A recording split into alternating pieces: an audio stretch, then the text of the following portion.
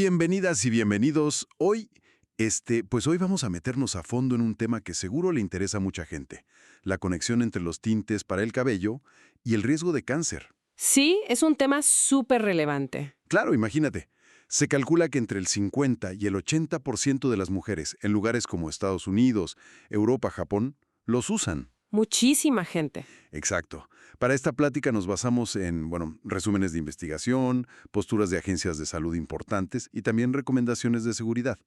La idea es, tratar de entender qué dice la evidencia hoy por hoy sobre el riesgo real para quienes los usamos, digamos, en casa. Entendido. De acuerdo. Entonces, a ver, vamos a desglosar esto.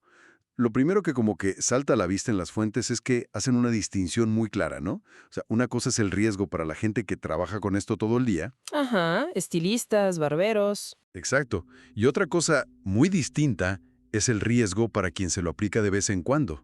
Es así. Exactamente. Esa es una diferencia fundamental.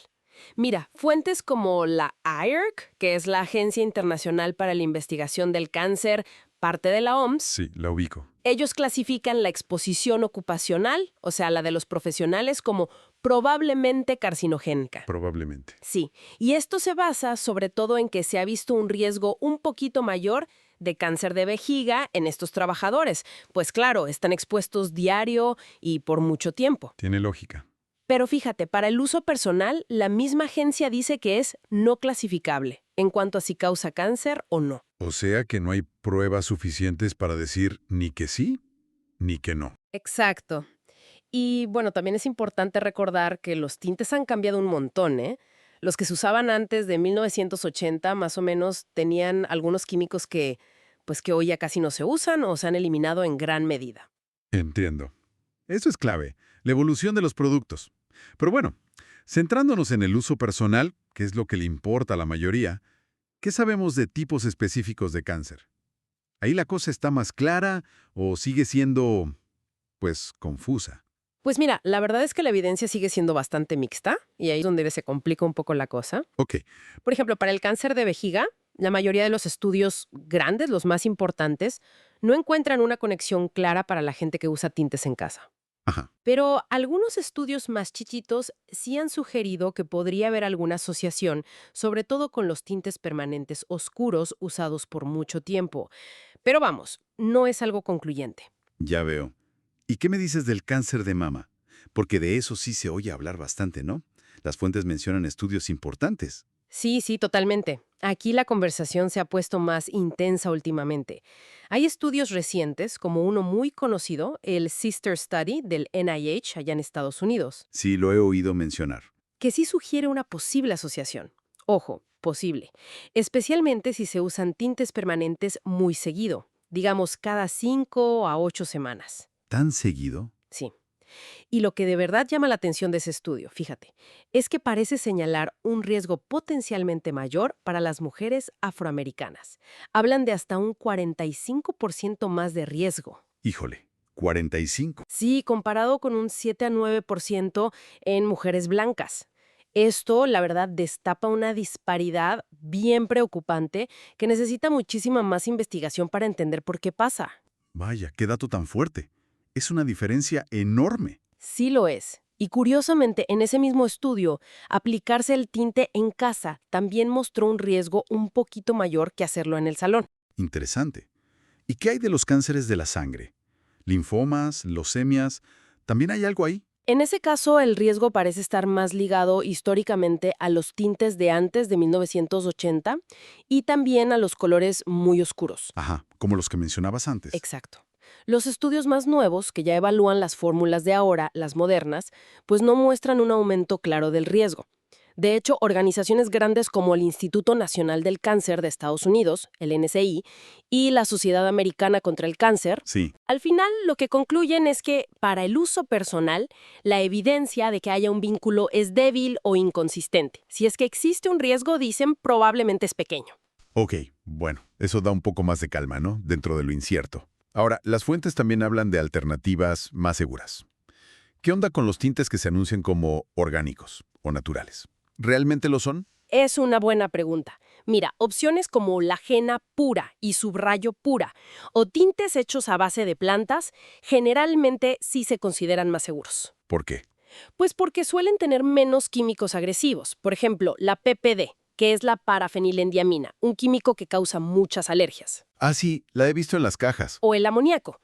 Estos tintes naturales suelen tener menos de eso o nada, y por eso causan menos reacciones. Ahora, también tienen sus peros, ¿eh? Claro, me imagino. La variedad de colores suele ser más limitada y a veces no duran tanto como los permanentes. Hmm. Y, mucho ojo, hay algo que venden como henna negra. Henna negra. Sí, y eso no es henna pura. Muchas veces le añaden PPD en concentraciones altísimas para que pinte más oscuro y rápido, y eso puede ser súper peligroso, causar reacciones alérgicas muy graves. Qué fuerte. Hay que tener cuidado entonces. Mucho cuidado. Y bueno, también existen tintes convencionales que han sido reformulados, ¿sabes? Opciones que anuncian como sin amoníaco, sin PPD, sin resorcinol, que buscan pues reducir la exposición a esos químicos que se consideran más problemáticos. Al final, la clave siempre es leer bien la etiqueta, los ingredientes. Definitivamente. Echarle un ojo a la lista de ingredientes. Muy útil saberlo. Y bueno, para quienes deciden seguir tiñéndose, ya sea con uno u otro, ¿qué consejos prácticos dan las fuentes para minimizar cualquier riesgo, por pequeño que sea? Pues mira, hay varios consejos que se repiten bastante. Primero, y esto es así como que fundamental, hacer siempre una prueba de parche en la piel antes de usar el tinte completo. Siempre, siempre. Aunque sea la marca que uso desde hace años. Sí, justo así, porque las sensibilidades pueden aparecer de repente aunque no lo creas. Ok, anotado. Prueba de parche. Luego, usar guantes. Sí o sí. Parece obvio, pero a veces se nos olvida. Cierto. Asegurar que haya buena ventilación también es importante, para no estar respirando los vapores directamente. Ujú. Y seguir las instrucciones al pie de la letra, sobre todo el tiempo que dice que hay que dejarlo puesto. Ni más ni menos, no improvisar ahí. Tiene todo el sentido. No jugar al químico en casa. Mm. ¿Algo más? Sí, claro.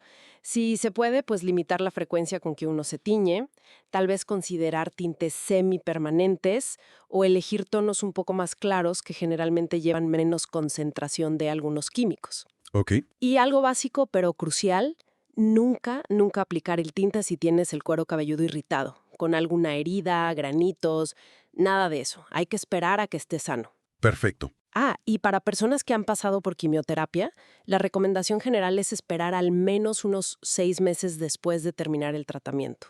Siempre consultarlo con el médico y, de preferencia, si deciden teñirse, buscar las opciones más naturales posibles. Muy claro. Entonces, ¿cómo para ir cerrando? Pues sí, en resumen, lo que sugiere la investigación hasta ahora es que el riesgo de cáncer por usar tintes modernos, de forma personal y no súper frecuente, parece ser bajo.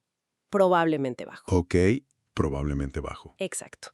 Sin embargo, pues sí, quedan preguntas abiertas, especialmente para quienes los usan muy seguido, por muchísimos años, o en estos grupos demográficos donde algunos estudios, como el que mencionamos, han señalado posibles mayores riesgos que hay que investigar más. Ajá. El riesgo ocupacional, el de los profesionales, ese sí parece estar más establecido. Así que al final, elegir los productos conscientemente, leyendo etiquetas y seguir estas prácticas seguras que comentamos, pues ayuda a minimizar la exposición. Claro. Y esto, pues, nos deja pensando, ¿no? O sea, dada toda esta complejidad, el hecho de que las fórmulas cambian constantemente y que, según indican las fuentes, a veces ni siquiera se evalúan a fondo los compuestos que se crean durante la reacción química del tinte en el cabello. Que es distinto a los ingredientes iniciales. Exacto. Entonces, quizás la pregunta no es solamente cuál tinte es más seguro, sino cuánto valoramos ese cambio estético, que al final es temporal, frente a estas pequeñas, aunque inciertas, interrogantes sobre la salud a largo plazo que pueden plantear estas exposiciones químicas repetidas. Es una muy buena reflexión final. Sí, algo en qué pensar para cada quien.